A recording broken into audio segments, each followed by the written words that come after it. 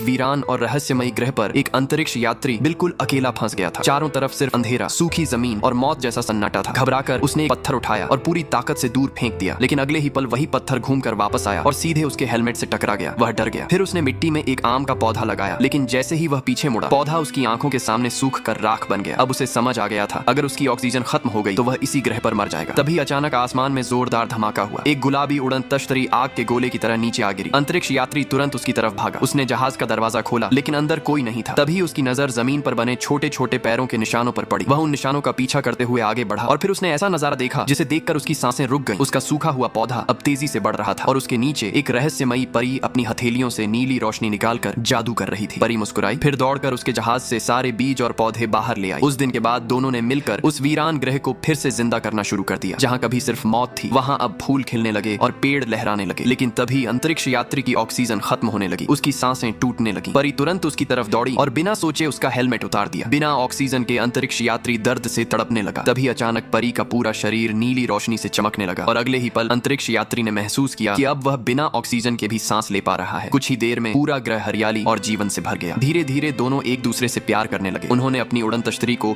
एक खूबसूरत घर में बदल दिया। समय बीतता गया और उनके 2 प्यारे बच्चे भी हुए। लेकिन एक दिन अंतरिक्ष यात्री ने देखा कि उसकी पत्नी के हाथों पर काले धब्बे उभर आए हैं। असल में वह अपनी जादुई शक्ति से पूरे ग्रह को ऑक्सीजन दे रही थी और उसी में उसकी जिंदगी खत्म होती जा रही थी। धीरे धीरे पूरा ग्रह फिर से सूखने लगा और जब आखिरी पत्ती जमीन पर गिरी, परी चमकती रोशनी बनकर हमेशा के लिए गायब हो गई। अपनी पत्नी को खोने के बाद अंतरिक्ष यात्री भी टूट चुका था, लेकिन तभी उसकी दोनों बेटियों के शरीर से नीली रोशनी निकलने लगी। देखते ही देखते पूरा सूखा ग्रह फिर से हरियाली और जीवन से भर उठा।